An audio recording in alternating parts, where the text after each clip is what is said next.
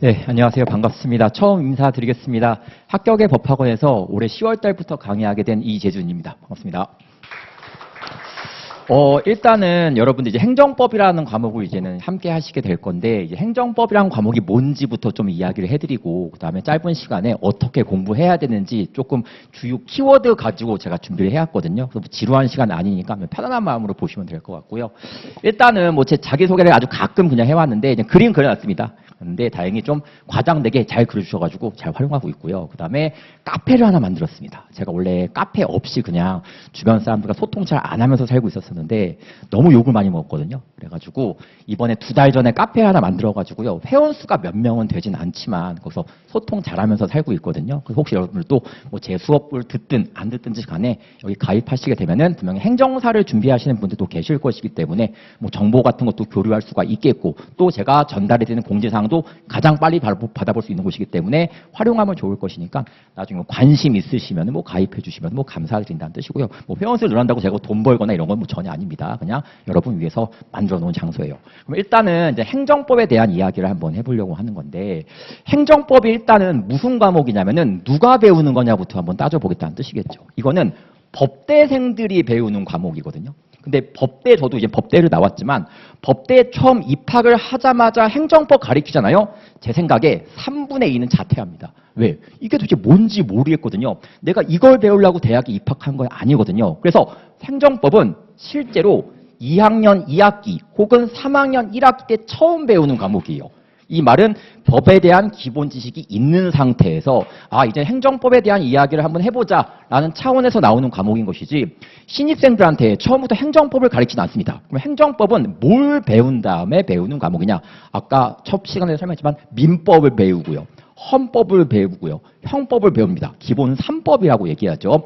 요 기본 3법을 한 2년간 배운 다음에 그때서야 이제 행정법에 대한 이야기를 처음 시작하는 거다 보니까 워낙 용어가 생소할 수밖에 없습니다. 그리고 법대생들도 이 과목 자체를 그렇게 좋아하지를 않거든요. 그래서 되게 처음에 여러분들은 뭐 법을 막 그렇게 깊이 전공하지 않은 분들도 계실 수가 있기 때문에 용어 자체가 굉장히 생소하게 느껴질 수밖에 없을 거예요. 그래서 첫날부터 뭐 법률 유보니, 법률 우인이, 뭐 항고 소송이니, 행정 심판이니 이런 말들이 첫날부터 막 드립다 나오기 시작을 하거든요. 그러니까 처음 보시는 분들은 이게 뭔 소리일까라는 생각이 당연히 들 수밖에 없고요. 그래서 생소한 용어가 여러분들을 괴롭히시게 될 겁니다. 두 번째는 뭐냐면은 상황 자체가 생소합니다. 우리가 보통 법 관련된 상황을 어디에서 접하냐면은 영화나 드라마, 미디어에서 접하게 되어 있거든요.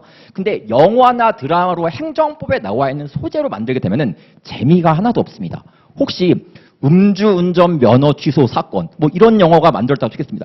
아무도 보지 않습니다. 전혀 돈이 안 되기 때문에 만들지 않고 영화나 드라마에서 보는 것은 좀 자극적인 소재, 말초신경을 건드리는 살인이라고 한다던가 방화라고 한다던가 미제 사건이라고 한다는 거 이런 것들이 좀 사람의 궁금증을 자아내는 것이기 때문에 이런 걸 나오지 절대로 행정법과 관련된 이야기와 메시지를 전달하지 않습니다. 그러다 보니까 상황 자체가 좀 생소하게 느껴지죠. 그럼 요거는 용어가 생소한 데다가 상황 자체가 생소하니까 근데 우리의 시험 과목이래. 시험 과목이니까 암기는 해야 되지 않겠습니까? 근데 암기할 때 양이 무지막지하게 많습니다. 그래서 제가 공무원 학원에서도 강의를 하고 있기는 한데요.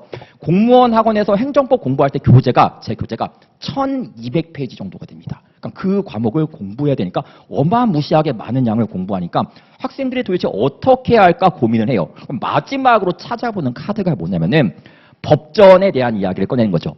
자, 우리 법전은 다 알고 있으시겠지만 헌법, 민법, 형법 등등등 1조부터 몇 조까지 체계화되어 있는 사전을 법조문이라고 얘기하고 있습니다. 네, 행정법은요.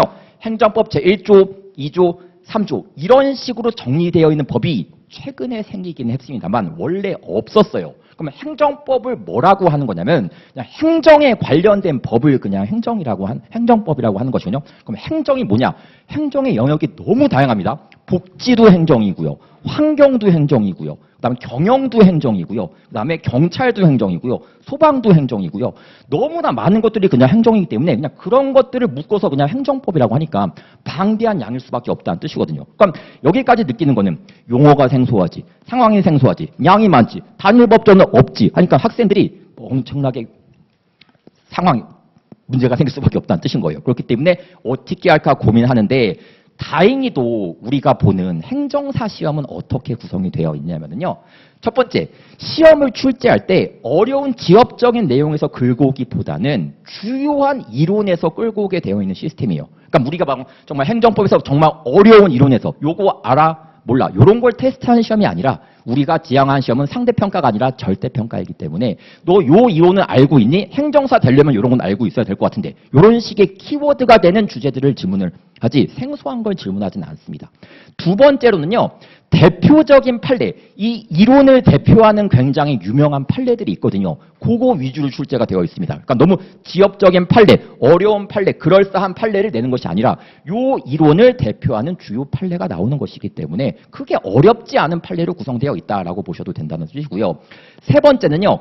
지문의 길이가 굉장히 좀 짧게 구성이 되어 있습니다. 아무래도 우리가 자격증 시험을 보는 것이지 공무원 시험을 보는 건 아니기 때문에 요 주제 알아 툭툭 던진 듯한 메시지를 전달하고 있기 때문에 지문 길이가 짧게 형성되어 있고 당연히 문제 푸는데 시간 그렇게 많이 걸리지는 않으실 거다라고 얘기하고 있습니다. 그래서 이론 자체가 많이 출제되고 있고 그다음에 대표적인 판례 위주로 출제하고 있고 지문 길이는 짧고 시간 소요는 짧게 되어 있으니까 여러분들이 크게 부담 없이 준비할 수 있는 테마예요. 근데 여기서 중요한 게 뭐냐? 주요 이론이 출제가 된다고 제가 말씀을 드렸기 때문에 요걸 잘 선별하는 게 되게 중요하다고 생각이 듭니다. 그러니까 우리가 행정법에서 요거는 주요 이론입니다. 라고 그렇게 법학책에서 써 있지는 않거든요. 그렇지만 공부를 한 사람들은 이게 주요 이론이라는 걸 알고 있어요. 전 알고 있습니다. 그렇기 때문에 여러분들한테 요 이론 위주로 학습을 하도록 준비해 드릴 거고 이것만 학습하시게 되면은 충분히 여러분들이 목적한 바를 이룰 수 있게끔 자신하고 있습니다. 자, 그 다음에 행정사 1차 시험은 그러면 어떻게 공부해야 되는 것이냐가 여기서의 테마거든요. 일단은요, 우리는 행정법을 전체적으로 1회독 할 때부터 이해하는 건 어려울 수도 있어요. 왜? 너무나 생소한 상황이 펼쳐지고 있기 때문에. 그래서 처음에는 우리가 영어도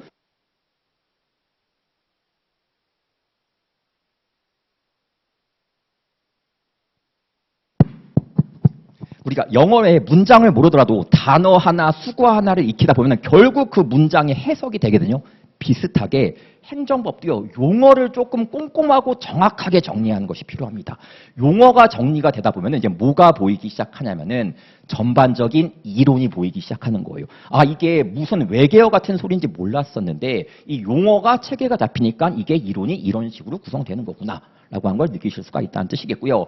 이론이 이해되는 순간 어떤 효과가 발생하냐. 판례가 여러분들의 눈에 들어오기 시작하실 겁니다. 판례는요. 감정의 집합체가 아니에요. 예를 들어가지고 판사가 똑같이 잘못 산 사람이 2명 있는데 얘는 얼굴이 내가 좋아하는 스타일이야. 얘는 내가 얼굴이 되게 싫어하는 스타일이야. 너는 사형, 너는 집에 가. 이렇게 판결 내리진 않습니다. 다시 말해서 똑같은 사안을 다르게 해석하는 것이 아니라 이 용어와 이론을 토대로 사실관계를 풀어주는 것이 판례이기 때문에 용어와 이론이 이해가면은 판례가 판사가 그런 판결을 내릴 수밖에 없구나라고 하는 것이 코드가 맞춰지게 되거든요. 그럼 당연히 판례는 생 암기할 테마가 아니라 이해를 통해서 가져가야 될 테마가 되는 것이기 때문에 여러분들이 자세하게 공부해서 재미를 느낄 수 있는 파트가 여기이기도 합니다. 실제로 재미있는 사건도 되게 많이 있습니다. 간단하게만 얘기하게 되면은 예전에 대원 외고라고 하는 외고, 지금도 존재하고 있겠죠. 그 대원 외고에서 공부하고 있었던 여학생이 한 명이 있었었는데 학교에 국가에서 서울대학교에서 이제 입학시험 보는데 일본어 시험을 안 보겠다고 갑자기 공고해버리게 된 거예요.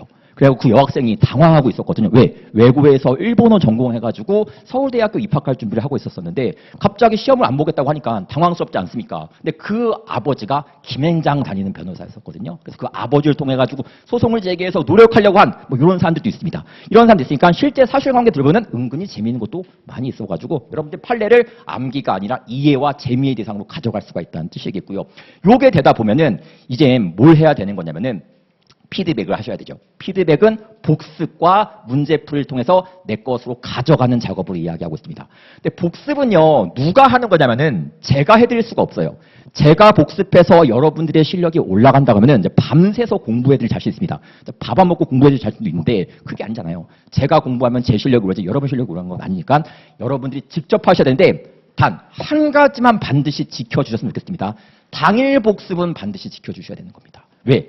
행정법이 워낙 생소하다 보기 때문에 휘발성이 굉장히 높거든요. 굉장히 높으니까 내가 오늘 복습한 거랑 내일 복습한 거랑 공부의 양은 똑같다고 하더라도 공부 시간이 완전 차이가 나요. 그래서 오늘 복습하게 되면은 내가 1시간 동안 복습할 수 있는 양을 내일 복습하게 되면은 2시간 공부를 해야 되는 것이기 때문에 굉장히 효율성의 차이가 느껴지거든요. 그렇기 때문에 여러분들이 좀 힘들겠지만 10시에 수업이 끝난다고 하더라도 반드시 최소한 그날 수업은 그날 마스터하고 집에 돌아가시거나 집에서 반드시 복습하시거나 하셔가지고 여러분 것으로 가져간 작업이 반드시 필요하고, 또 문제풀이는요 선별된 문제를 푸셔야 되는 겁니다. 시중에 행정법 문제 수두룩하게 나와 있는데요, 그 문제를 다 푸실 필요 절대 없고 선별된 문제인데, 선별된 문제는 기출 문제를 풀고 그나마 공무원 시험에서 행정사와 연관이 된다는 문제, 그런 위주로 풀어가셔야지 실력이 늘 수가 있습니다. 그렇기 때문에 이거 다 제가 분류해서 드리도록 할 테니까 공부하시면 되시겠고요. 마지막으로는 기출문제와 예상문제를 풀이한다라고 나와 있습니다. 기출문제는 아시겠지만 행정사, 역대 행정사 시험 문제 다 긁어 모아가지고 해설해 드릴 거고요. 또 예상문제는요, 기출문제에서 나왔었던 문제뿐만이 아니라 앞으로 나올 만한 것들도 풀어보신다고 생각합니다. 항상 조금 앞서가 있으셔야 돼요. 그래서 우리 과거를 쫓는 기출문제뿐만이 아니라 미래를 조금 내다볼 수 있는, 원피스 따지게 되면 여러분 만화 죄송합니다.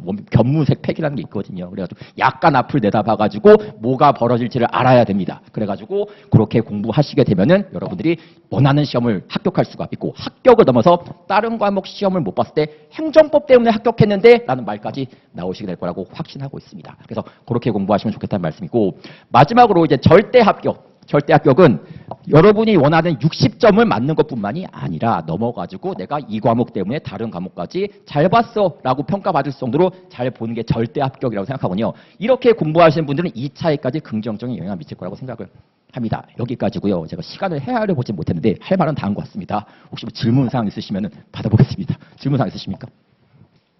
있으십니까? 믿을만하지 않습니까? 어쨌든 좀 근데 열심히 하도록 할 거고요. 어쨌든 믿어주시면 믿어주는 거에 대한 보답은 반드시 하겠습니다.